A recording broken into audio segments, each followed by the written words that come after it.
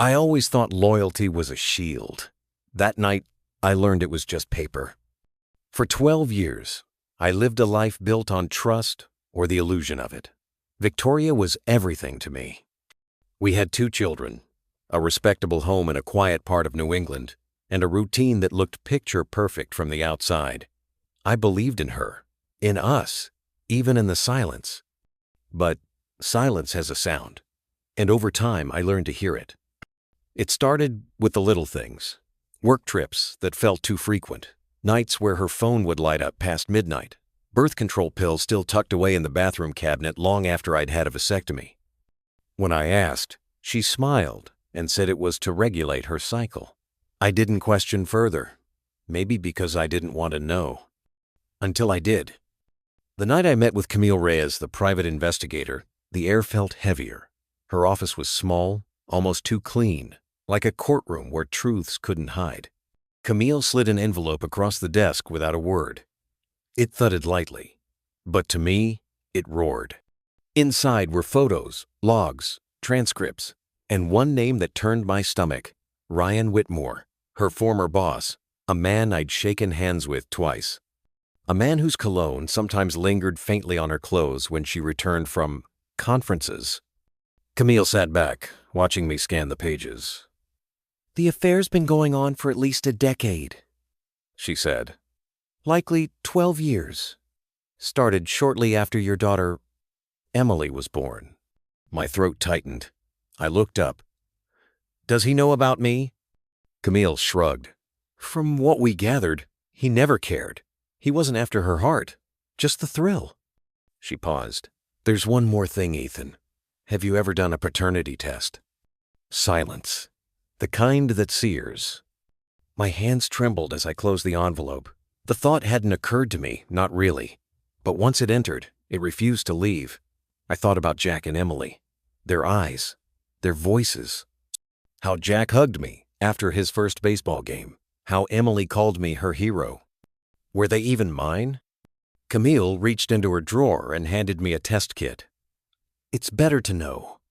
I drove home, parked in the garage, and didn't get out. The engine ticked softly as it cooled. I stared at the glove compartment where the envelope now lay, like a bomb with no timer. I lit a cigarette, the first in over 10 years. The smoke stung, but not as much as the truth. Later, I found myself in a corner bar off Main Street, nursing a beer and my rage. The bartender, a gray-haired man with kind eyes, wiped down the counter and asked, "You all right, mate?" I didn't respond at first. Then I muttered, "I just found out my wife's been cheating on me. 12 years. He nodded slowly. "Seen a lot come through these doors. But pain like that, that's a heavy one." I managed a bitter smile. "Yeah." He leaned in, voice low. "My granddad used to say, I cried because I had no shoes until I met a man with no feet. You'll make it through this, but not at the bottom of a glass." I thanked him. I didn't even know his name. When I got home, Victoria was already there. The smell of her perfume reached me before her voice. She looked at me with concern, genuine or practiced. I couldn't tell. "You've been smoking," she said. "And drinking? Are you okay?" "No," I replied. "Actually, today was the worst day of my life." She blinked. "Did someone die?" "Something did," I said, walking past her into my home office. She followed. "John, please, talk to me." I paused at the door. "I'm not in the mood to be lied to. Not tonight." I shut the door and locked it. Inside, I stared at the DNA kit, at the reports, at the photographs of the woman I had shared my life with, laughing in someone else's arms. I thought I'd feel fury, but it was colder than that. It was betrayal, and it ran marrow deep. The next day, I would send in the test. The next day, I'd meet the lawyer. But tonight, I would let it all burn inside me. Quietly. Slowly. Because some truths don't scream. They whisper. And that's how they destroy you. They say you can tell a man by his handshake. If that's true, then I should have known. Ryan Whitmore had always rubbed me the wrong way. He had the kind of smile that didn't reach his eyes and a voice that slid across words like they weren't worth much. But I told myself it was jealousy, that I just didn't like how close he stood to my wife when they spoke. I didn't want to be the insecure husband, not back then. Now I realize I wasn't insecure. I was intuitive. After receiving the file from Camille, I spent the night sleepless. I read every line, watched every photo, every paused frame of the footage. Victoria and Ryan sitting too close in cafes, entering hotels, laughing in ways she never laughed with me. And the audio, God, the audio. Her voice soft, almost girlish, calling him things she never called me. And him, smug and certain. Your husband suspects nothing. He's practically raising my kids. Those words gutted me. I booked a paternity test the next morning. Quietly. I swabbed both Emily and Jack under the guise of a DNA project for school. It was a lie. But I felt justified. After all, lies were what got me here. While waiting for the results, I kept up appearances, drove the kids to school, chatted with neighbors, smiled at work. But behind the mask, I was unraveling. I started digging deeper into Ryan. Camille gave me access to his professional history. He had a string of affairs with married women. Lawsuits hushed, settled. No criminal charges. But the pattern was clear. He preyed on stability, on women looking for escape. And Victoria, she had always seemed so strong, so untouchable. But Ryan knew how to find the crack. It was Natalie, Ryan's sister, who surprised me the most. She'd been to our home countless times, shared meals, smiled at our kids. According to Camille, she not only knew about the affair but helped arrange their weekend getaways, business trips that had nothing to do with business. I couldn't fathom the depth of it. 12 years. That's not a mistake. That's a second life. One night, I came home late from work, pretending I had a meeting. In truth, I'd been sitting in my car outside one of Ryan's apartment buildings, just watching, hoping to see something, anything. I didn't. But what I saw when I returned home was worse. Victoria curled on the couch, smiling at her phone. She didn't hear me walk in. "He makes me feel alive," she typed. "You're worth every risk." I stood frozen. That smile, that soft, private expression, was never for me. Not anymore. She looked up, startled. I didn't say anything, just walked past her and into the kitchen, poured a glass of water I didn't drink. She asked if everything was okay. I nodded. I lied. Again. That night I couldn't sleep. I stared at the ceiling, thinking of the years I'd given. The anniversaries I planned. The nights I stayed up with the kids while she worked late. And for what? When the paternity results arrived, I opened the envelope with trembling hands. Negative would have destroyed me. But they were mine, both of them. Emily and Jack were my blood. I wept. Not because I doubted them, but because, for a moment, I had to. The next day, I met with Camille again. This time, it wasn't for evidence. It was for names. Lawyers. Camille handed me a card. Camille Reyes, Family Law and Divorce. "I don't just investigate," she said. "I clean up too." I smiled weakly. "I guess it's time." "Past time," she said. "She's not coming back, Ethan, and if she did, she wouldn't come back whole." I scheduled a meeting. A few days later, I would sit across from Victoria for the last time as her husband. But before that, I had something to deliver. I went to a tailor and boxed up her wedding dress. Then I printed one of the photos from the report, her and Ryan entering a hotel. I slipped it in an envelope with a note, "For the memories," and left it on our bed. She found it the next morning, and I finally heard her scream.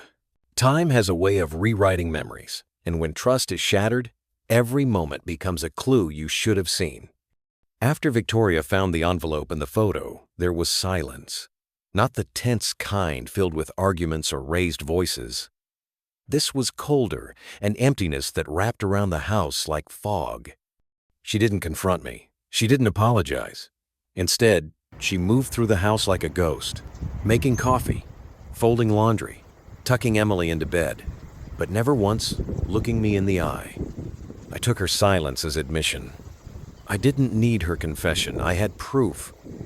What I wanted was something she could no longer give, remorse that felt real. In those days, I replayed 12 years like a detective at a crime scene.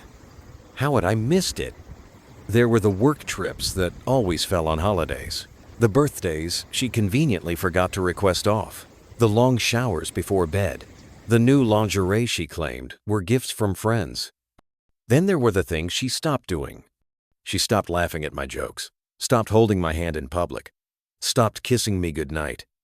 And yet, I stayed. I told myself it was the kids. I told myself it was loyalty. But the truth was simpler. I was afraid of starting over. The morning after she found the photo, I called Camille Reyes again. We scheduled a full consultation for the next week. Victoria noticed the change in me. I stopped asking where she was going, stopped caring what she wore. I became polite, distant. She started cooking more, complimenting me, touching my arm when she passed by. Little things too late. One night, as I read in my study, she lingered at the doorway. "Can we talk?" she asked. I didn't look up. "Talk or explain?" She didn't answer. "I have nothing left to say, Victoria. You had 12 years. I used every one of them believing in you." She stepped closer. "I never meant to hurt you." "You didn't hurt me," I said calmly. "You destroyed the version of me that trusted. That version is dead." She stood in silence, then turned and left. The next morning, Emily asked why Mom had cried in the bathroom. I told her sometimes adults get sad for reasons they can't explain. She nodded, not fully understanding, but accepting it like kids do. Camille's consultation was clinical and direct. Asset division, custody strategy, legal angles. She was surgical, sharp, clear, efficient. I respected that. "If she contests," Camille said, "we go to court. But with the footage, transcripts, and the fact that you've been the primary caregiver, odds are good you'll retain full custody." I nodded. "I want what's best for Emily and Jack." "Then protect their peace," she said. "And don't let her rewrite the past." Later that week, Victoria brought up therapy. "Maybe we could try to fix this," she offered. "You can't unburn a house," I replied. She blinked. "But we can rebuild." "With ashes?" She said nothing. That Friday, I signed the initial divorce papers. Camille would file them on Monday. It felt surreal, like finalizing the end of a novel I hadn't realized I was reading. 12 years. One long lie. But now, silence had a new meaning. It wasn't emptiness. It was clarity. You can only run from truth for so long. Eventually, it knocks. Or in my case, it walks into the kitchen like it owns the place. Saturday morning, I was making pancakes for Emily and Jack when Victoria walked in wearing the robe I'd bought her on our 10th anniversary. She smiled faintly. "Smells good," she said, leaning on the counter. I didn't look up. "They're for the kids." "We need to talk," she said. "We already did. Or did you forget the last 12 years? She didn't answer, just stood there, biting her lip. Emily burst in, laughing, holding up a drawing. I leaned down to look at it, smiling at her enthusiasm. Jack followed close behind, asking if we could go biking later. "Sure," I said, ruffling his hair. "We'll ride out past the trail." Victoria watched, silent. After breakfast, the kids went out to the backyard, and I knew she was waiting. I walked to the living room. She followed. "Please, Ethan," she said. "Let's not do this with cold shoulders and slamming doors." I turned to face her. "Then tell me why. Why, Ryan? Why for so long?" Her eyes welled up. "It wasn't supposed to last. It started when I felt invisible. Like I was just a mother and employee, not a woman. Ryan saw me. He made me feel wanted." "So you torched our life for a man who made you feel wanted?" I asked. "Do you know how many times I made sacrifices for this family?" "For you?" "I know," she whispered. "That's what makes it worse." "Then why keep going? For 12 years? That's not a mistake, Victoria." That's a campaign. She dropped onto the couch, shoulders shaking. Because I didn't think you'd ever find out, and I didn't want to lose the family. I thought I could have both. You already lost this family the moment you started lying. We sat in silence for a moment. Did you love him? I asked. No, she said too quickly. Then, softer. Not at first. I nodded. That's all I needed to hear. She stood and stepped closer. But I still love you. I never stopped. You stopped when you chose him over our daughter's birthday. You stopped when you told him I was better with the kids, so you'd rather be with him. Her lip trembled. You saw the footage. I saw everything, Victoria. The hotels, the laughter, the things you said about me, about our life. She looked away. I was wrong. You were selfish, and now I'm the one left picking up the pieces. Let me help, she pleaded. You've helped enough, I said. The kids are my focus now, and if you really love them, you'll sign the papers without a fight. She looked at me for a long time, then nodded. What should I tell them? She asked. Tell them the truth, I replied. They deserve that much. She nodded again, eyes downcast. You can have dinner with them tonight, I said. But tomorrow, I'm moving your things. Her voice cracked. I understand. I walked out before she could cry again. That night, she made their favorite pasta, played a board game, and tucked them in with tearful goodnights. She kissed me on the cheek as she left my office. I didn't return it. The next morning, I packed every trace of her. Clothes, shoes, boxes of memories. I called the movers Camille recommended. By noon, her things were on their way to Ryan's address. On top of the last box, I placed a note. Tell your new life. I said hello. The confrontation was over. Now came the war. Some battles aren't fought with fists or fury. They're won with precision, with strategy, with a plan drawn in silence and signed in ink. Monday morning, I sat across from Camille Reyes in her office, sunlight pouring through the tall windows behind her. She wore dark glasses, her expression unreadable as she flipped through a folder that held the next chapter of my life. Everything's in place, she said. The petition for divorce, temporary custody, financial declarations. I nodded. And Victoria? She's hired counsel, Beth Sawyer. Surprisingly ethical considering. Doesn't take kindly to cheaters. I smirked. That'll be interesting. Camille leaned forward. Our leverage is strong. You've been the primary caregiver.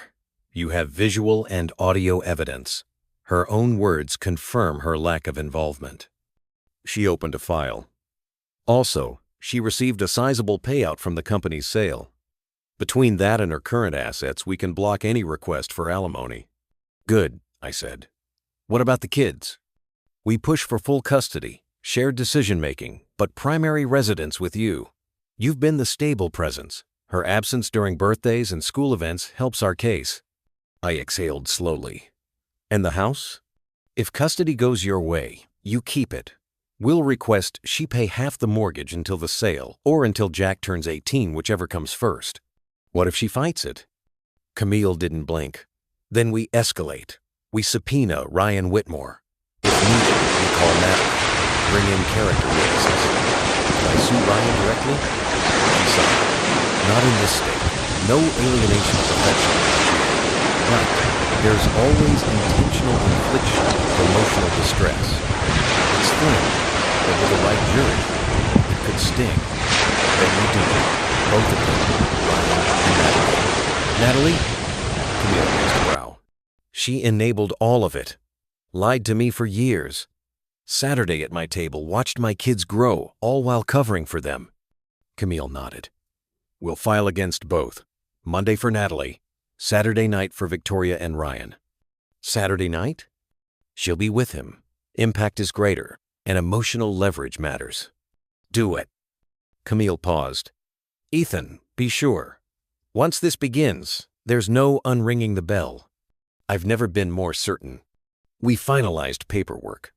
I signed every page. My signature felt foreign, like it belonged to someone else. Someone harder. Someone done being deceived. Camille handed me copies. Our process server will deliver the documents 5:30 p.m. Saturday. Grant and Natalie's summons will follow. I suggest packing up anything you don't want her to claim. Already boxed, I said. And one more thing, Camille added. After this goes public, you'll need to prepare for social fallout, mutual friends, family, your kids. I'll take the truth over comfort, every time. I left her office with a strange sensation, not quite peace, not quite rage. It was focus, pure, cold focus. That evening, I sorted through old photos, family vacations, anniversaries, smiling faces now warped by the weight of betrayal. I kept only what mattered, the kids, their joy, their milestones. Everything else went into a sealed box, labeled, Forget.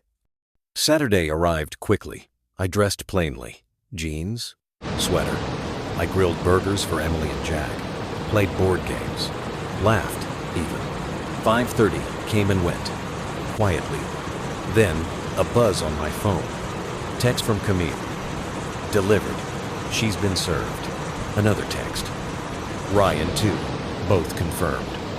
No response from Victoria that night. Only silence. And silence, this time, sounded like victory. We think we're protecting them, shielding their small hearts from grown-up storms. But kids always know. It was Wednesday morning when I found Sophie sitting at the kitchen table before sunrise. Her hair was tied in a loose bun, still wearing her pajamas, cradling a half-finished glass of milk. I poured myself coffee and sat down opposite her. She didn't look up. Can I ask you something, Dad? Of course. Were you going to tell us about the divorce? Or were we supposed to just figure it out? I paused, the steam from my mug curling between us. I was waiting for the right moment. I didn't want to hurt you. She looked at me now, eyes steady. Too late for that. Jack entered the room a few minutes later, rubbing his eyes. Is Mom ever coming back? I looked at both of them, my kids, the only thing in my life that still felt real. No, I said gently. She's not. Jack nodded slowly. Okay. Sophie tilted her head. Was it Ryan? My breath caught. Why do you ask? I heard her talking to him once. When she thought we were asleep, she said you'd never find out. Jack added, and I saw her hugging him outside school last year. I didn't know what it meant, but now I think I do. There it was. Not suspicion. Not confusion. Truth. I leaned forward. You didn't do anything wrong. None of this is your fault. Sophie nodded. We know. We just wanted you to tell us. I'm sorry, I said quietly. I was trying to be strong. You are, Jack said. You're the strongest one here. That day, we stayed home from school. I called into work and told my boss I needed time. He didn't ask questions. We spent the morning baking cookies and watching cartoons. For lunch, we had breakfast again, pancakes and eggs in the afternoon. Sophie added chocolate chips. Jack poured too much syrup. I didn't care. It was the best meal I'd had in years. Later, Sophie found one of Victoria's old photo albums. She brought it to the living room and placed it on the coffee table. What should we do with this? She asked. I opened it slowly. Pictures of our wedding, beach trips, their births, smiling faces, now ghosts. We don't have to throw it away, I said, but we don't have to keep it here either. Jack stood. Let's bury it, like a time capsule. Sophie smiled. Yeah, put it in the backyard, for the past. So we did. We found a shoebox, filled it with photos, a broken keychain from our last vacation, and a note from each of us. Mine said, "This was real once, but now we're building something better." Jack wrote, "I hope Mom finds her smile again." Sophie's note was short. "Goodbye." We dug a shallow hole beneath the oak tree and laid it to rest. No ceremony, no tears, just 3 people letting go. And from that day forward, the house didn't feel broken anymore. It felt honest. And kids, as it turns out, prefer honesty over silence. Even when it hurts. Some men use words, others sign papers. But sometimes, closure arrives in the shape of a clenched fist. It was a Friday night when George Victoria's father invited me to grab a beer. We met at a place called Hartley's, a cozy little pub with dim lights and worn-down booths. I didn't expect much. Just a pint, maybe some small talk. Instead, I got an ambush. We were halfway through our drinks when Grant Whitmore walked in. Yes, that Grant.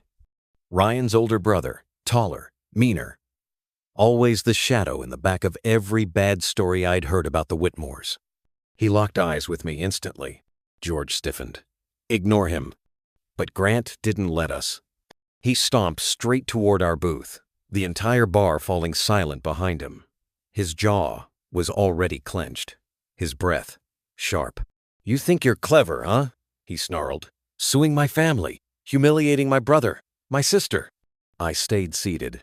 Get out of my face. He slammed his hand on the table. Glasses rattled. You're a coward, he hissed. Sending boxes and court summons instead of dealing with things like a man. George stood. Back off, Grant. You're one shove away from regretting this. Grant ignored him. You want to play dirty, Walker? Fine, let's get dirty. And then, without warning, he punched me.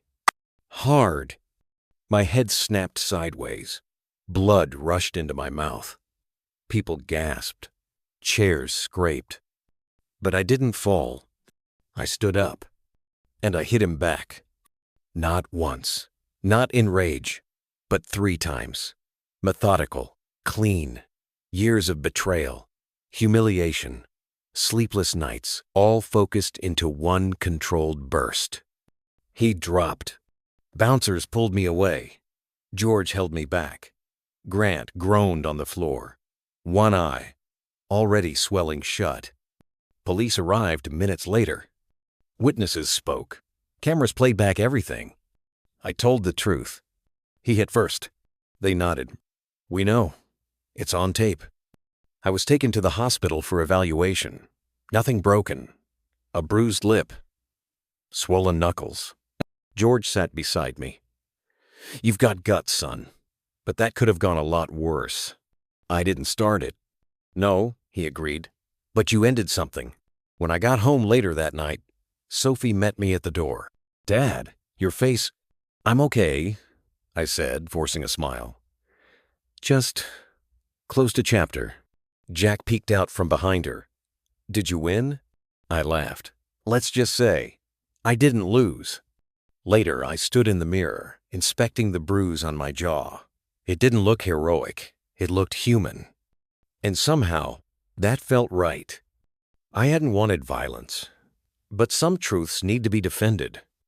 Not with vengeance, but with boundaries. And sometimes, with a punch that says, no more. Some dates you remember because you want to. Others, because you can't forget. Emily's 8th birthday fell on a Saturday, one that should have been wrapped in balloons and frosting. But this year, it came with court filings and a plan. The yard was ready before sunrise. Streamers swayed gently in the breeze. Folding chairs circled the patio like sentinels, waiting for guests. I hung the final decoration, a banner that read, Happy Birthday, Emily, and stepped back, wondering if the smile on my daughter's face later that day could eclipse the storm brewing behind the scenes. She came downstairs, sleepy-eyed, her hair a messy halo rubbing her eyes. Did you do all this? I nodded. Just for you. She looked around and whispered, It's perfect. Later, guests arrived. Parents with kids in pastel dresses and Spider-Man shirts. Games began. The grill hissed to life. And for a moment, it felt like a real celebration. Then Natalie walked in. I hadn't seen her since the package drop-off. Her smile was tight. Her husband Ralph trailed behind, holding a wrapped gift. Ethan, she said. Natalie, I replied, nodding. We kept it civil. She hugged Emily and handed her the gift. Where's your mom? Emily asked. She's busy, sweetheart, Natalie said softly. She loves you very much. Emily didn't respond, just turned and ran back toward the cake table. I followed Natalie inside, away from the crowd. Ralph stayed behind. She shouldn't have come, I said flatly. She didn't, Natalie replied. She's at Grant's, but I think she's unraveling. She's been drinking, skipping sessions. That's not my concern anymore. She still loves you. I laughed. She loved herself more, and Grant more than both of us. Natalie looked down. I'm not defending her. Just be careful. I nodded, then turned back to the party. But something about the way she said it, it stuck with me. At 5:30 p.m., just as the cake was cut and candles were blown out, 2 unmarked sedans pulled up to the curb. I recognized the man who stepped out. Paul Simmons. Process server. Professional. Calm. Wore khakis like armor. He approached Natalie. Mrs. Bennett? He asked. She stiffened. Yes? He handed her a thick envelope. You've been served. Her face drained of color. What's this? Ralph asked, stepping forward. Suit for emotional distress, I said calmly, for assisting in a 12-year deception. Natalie looked at me, disbelief in her eyes. In front of everyone? Your actions were never private? Why should the consequences be? She didn't reply, just held the papers like they burned. Emily watched from the porch. Dad, what's happening? Just grown-up stuff, baby, I said, walking toward her. Nothing you need to worry about. Behind me, I could hear Natalie arguing with Ralph in sharp, hushed tones. Guests pretended not to notice, but the mood shifted. Ice cream melted untouched. That evening, after everyone left, I sat with Emily and Jack in the living room. Did I ruin your party? I asked gently. Emily shook her head. Number, you made it perfect. Jack added, even the grown-up drama wasn't too loud. I smiled, but inside something churned. Retaliation never felt good. Necessary, maybe, but not good. Later that night, as I cleared plates and blew out leftover candles, I found a note slipped under my door. I didn't know he'd serve me there. I'm sorry. Natalie. I folded the paper and placed it in the drawer, next to the wedding photo I hadn't thrown away yet. Because sometimes reckoning isn't about revenge. It's about letting truth stand where lies once lived. Forgiveness isn't always about the other person. Sometimes it's how you reclaim your own peace. The conference room was sterile gray walls, long oak table, fluorescent lighting that hummed overhead. But the tension in the air gave it weight. Camille Reyes sat beside me, cool and composed. Across the table sat Linda and her lawyer, Beth Sawyer. The mediator, Judge Karen Holden, Rhett Blank, glanced at the file in front of her and sighed. Let's try to keep this civil, she said. We're here to finalize custody, visitation, and any remaining property issues. Linda looked worn down. Her hair, once meticulously styled, now hung limp. She didn't meet my eyes. We're ready to proceed, Camille said. The first hour was focused on logistics, weekends, holidays, school schedules, medical decisions. Each item was a knife turning slowly, not because I didn't want to be there for the kids, but because every detail reminded me how broken things had become. Beth pushed for alternating weekends and a shared holiday schedule. Camille countered with supervised visits, citing Linda's recent hospitalization and emotional instability. Linda finally spoke. Her voice was soft, but steady. I understand the concern. I'm willing to do supervised visits for now, but I want a path to rebuild trust with my children. Camille looked at me, giving me the floor. If you're sincere about that, then we'll start with supervised visits, I said. Emily and Aaron will always come first.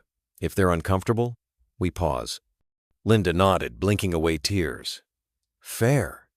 We moved on to financial matters. The division of remaining joint assets was minimal, the only sticking point.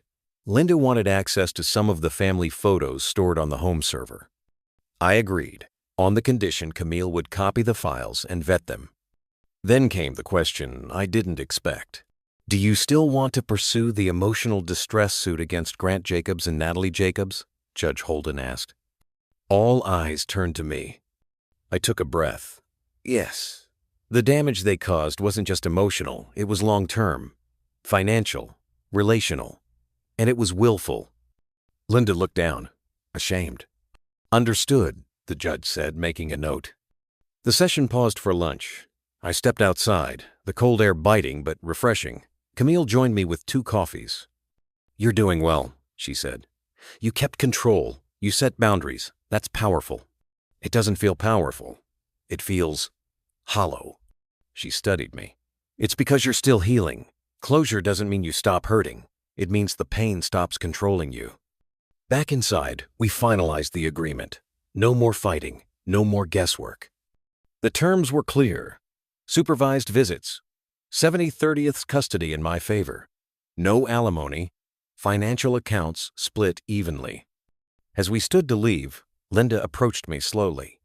"John, thank you for not shutting me out completely. I know I don't deserve your grace." "It's not grace," I replied. "It's responsibility. For the kids." She nodded, understanding. "I still love them," she said. "I'm working on becoming someone they can trust again. Start by showing up, not just physically, but honestly. That's what they need." We parted ways outside the building. Camille patted my back. "How do you feel?" "Like a book just ended, and the next one is blank." She smiled. "That's not fear, John. That's freedom." As I walked to my car, the air didn't feel quite so cold, and for the first time in years, the silence wasn't heavy. It was open. The rain had started just after midnight, soft, persistent, as if the sky itself needed to mourn. I sat by the window in the living room, nursing a glass of scotch, staring at the drive. The house was quiet. Emily was asleep upstairs. Jack was at a weekend retreat, and I was alone with the silence I'd fought to earn. The papers were filed, the signatures dry. Linda's name was no longer mine to carry. Custody had been granted in full. The bank accounts were settled. And I hadn't seen her since the court date 2 weeks earlier, but I still felt haunted. It wasn't regret. It wasn't longing. It was residue. Grief doesn't disappear with paperwork. Love doesn't evaporate just because it broke you. Then came the knock. 3 soft raps measured, unsure. I stood slowly, heart tightening, not in fear but in anticipation. When I opened the door, Linda stood there, hair damp, coat clinging to her shoulders, eyes red but steady. She looked like someone who had walked through a storm with nowhere left to go. "Hi," she said, barely audible. I didn't move. I didn't invite her in. I simply said, "What do you want, Linda?" She hesitated. "I didn't come to fight. I didn't come to plead. I came because there's one thing left I need to say." I leaned against the doorframe. "Say it." She took a breath. "You were right. About everything. I tried to tell myself the affair didn't define me. That it was just a mistake. But it did define me. And it defined what I did to you. To the kids. To us." I didn't respond. She continued. "I see it now. All those years, I thought I could live in 2 worlds. That I could keep what I had with you while indulging something selfish and destructive. But it was cowardice. I used work as an excuse. I used you as a shield. And when you left, when you stopped fighting for us, that's when I realized how much I'd already lost." I looked past her to the empty street. The rain made halos around the lamplights. "I'm not here to ask for another chance," she said. "I just needed to say thank you for being the better person, for raising our children with love and patience, for not turning them against me.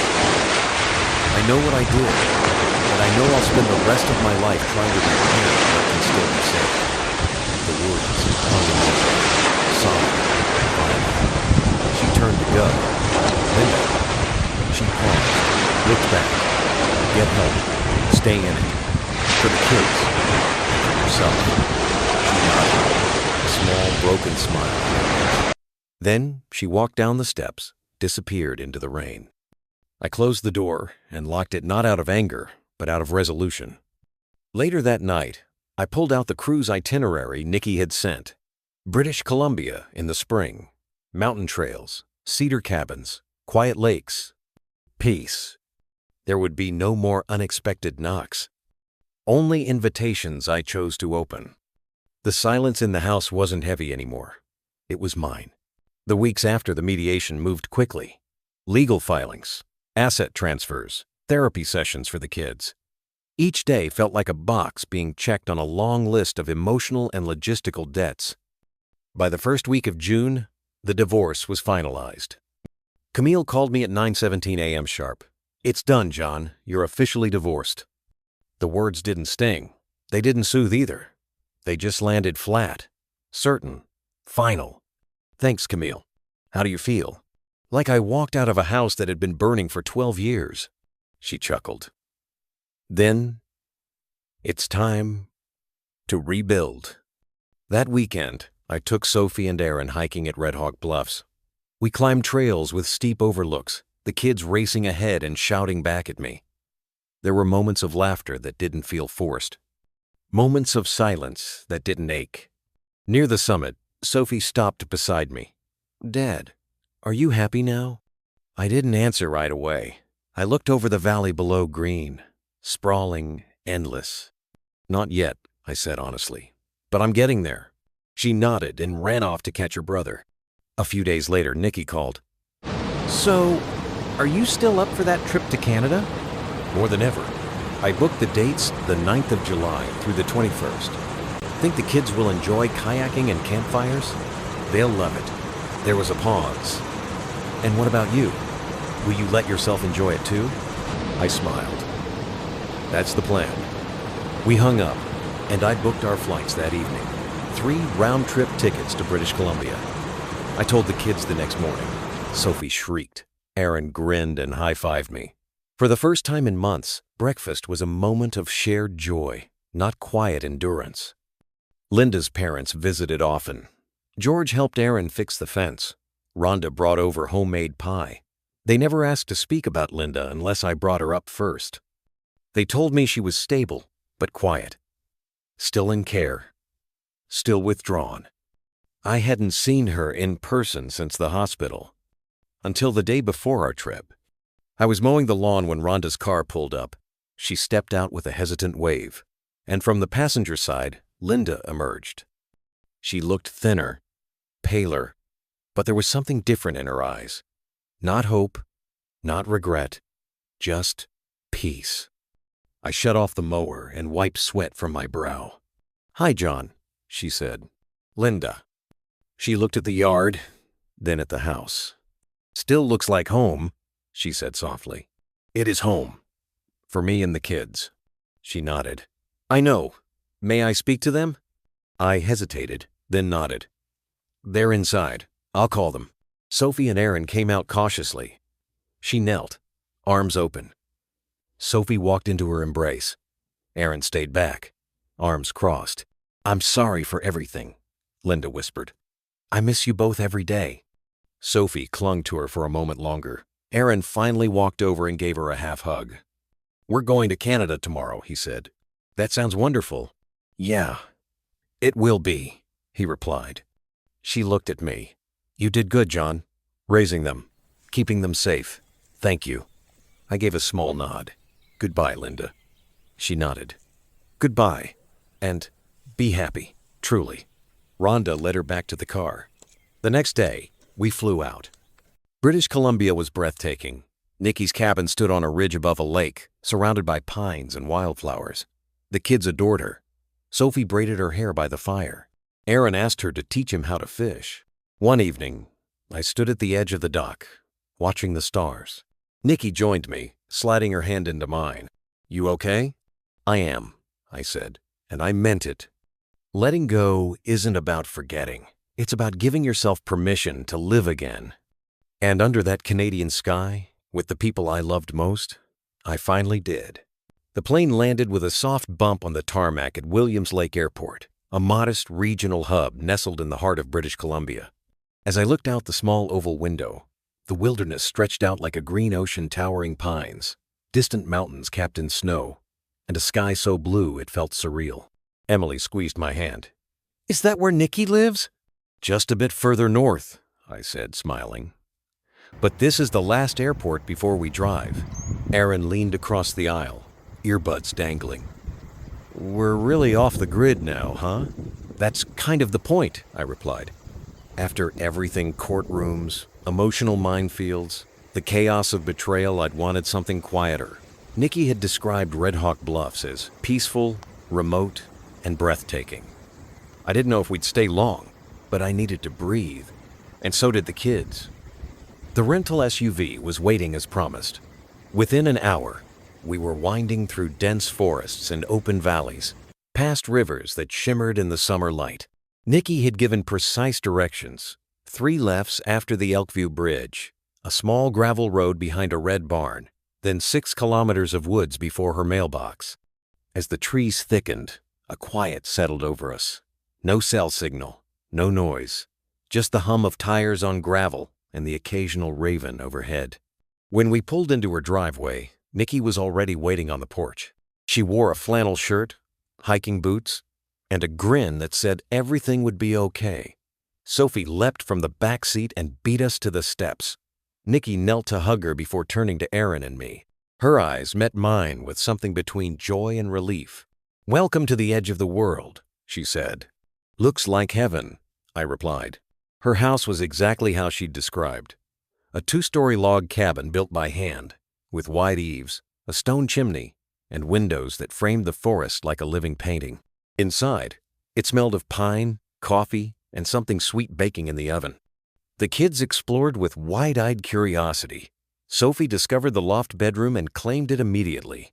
Aaron found the basement stocked with old board games and an acoustic guitar. Over dinner that night, homemade stew and warm bread conversation flowed easily. Nikki had a gift for making people feel at home, and I noticed how effortlessly she connected with the kids. They responded to her openness, her sincerity. There was no pretending here. Later, when the kids had gone to bed, we sat outside under a quilt of stars. A fire crackled in the stone ring, its warmth brushing our skin. "You okay?" she asked softly. "Better than I've been in a long time." She nodded, her gaze fixed on the flames. "You don't have to rush anything. Just being here, sharing space, it's enough." I looked at her profile, illuminated by the firelight. "You've given us more than space, Nikki. You've given us peace." She smiled but didn't speak. Some silences mean more than words ever could. The next few days passed like a gentle tide. We hiked through cedar groves, fished in a nearby stream, and cooked meals together without distraction. For the first time in years, I felt untethered from the past. One afternoon, as I stood at the edge of a bluff overlooking the valley, Aaron joined me. "Dad," he said, hands in his jacket pockets, "you think we'll ever go back?" "To where?" "The old house, that life." I took a breath, letting the wind move through me. "I think we've already moved on. Maybe not all the way, but far enough." He nodded slowly. "I like it here. Nikki's cool, and you seem lighter." I smiled. "Thanks, son. That means more than you know." That night, Emily asked if we could stay longer. Nikki, overhearing, glanced at me with a question in her eyes. "What do you think?" she asked later, when we were alone in the kitchen. "I think we found something good. I don't want to lose it." "Then stay," she said simply. And we did.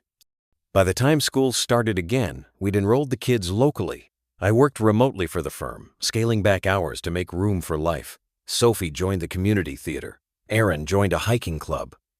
And I joined the living. Linda never wrote again after her release. She moved to another province, seeking treatment, perhaps redemption. I wished her peace, but she no longer held real estate in my heart. Nikki and I didn't rush anything. There was no need. Love built slowly, from respect and safety and laughter, from healing. On the anniversary of the day I discovered everything: the affair, the lies, the unraveling. I hiked to the top of Red Hawk Bluff alone. I carried no anger, only gratitude. And standing at the edge of that cliff, wind in my hair, heart steady, I finally let go.